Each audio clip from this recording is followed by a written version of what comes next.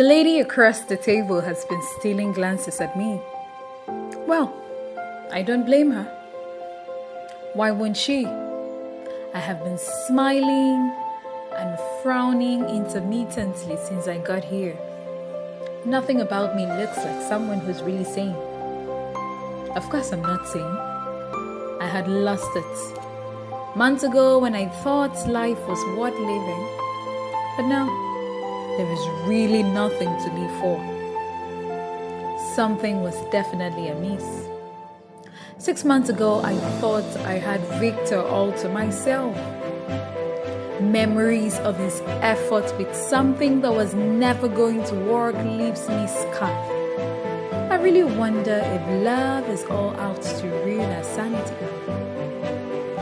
Sad endings had always been far-fetched for me. When it came to love, it was definitely a happily ever after scenario. Too bad. Victor had successfully made me believe everyone but myself was cut out to have such beautiful endings. I couldn't explain how a girl that was hopelessly in love became a ruin.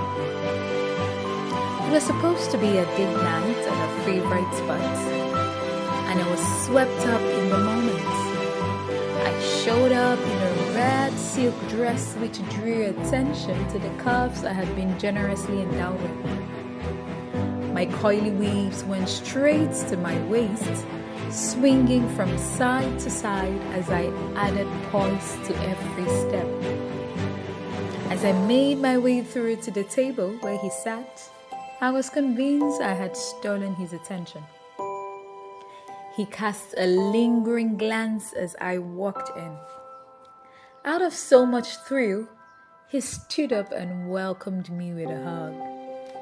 He was a sweetheart, and I can say he had learned every trick to make me feel like the most special woman in the world. "You look stunning," he complimented with a big smile. "Thank you," I replied with a shy smile.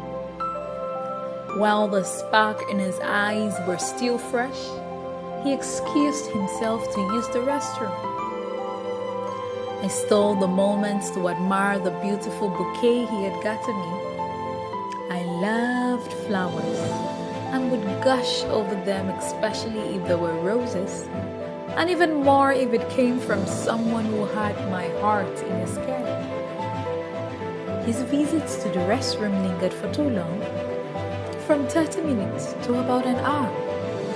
I got worried. I dialed his number, but it was off. I had to ask the doorman, who knew us too well since we were regulars there, if he had exited. He confirmed this. This was surprising.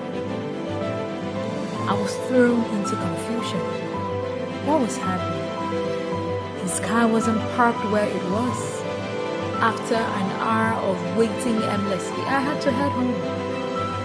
The next morning, I tried to reach out to him, but still couldn't.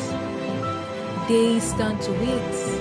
At a point, my thoughts had gotten the best of me, and something led me to his Instagram page. What I saw maimed me.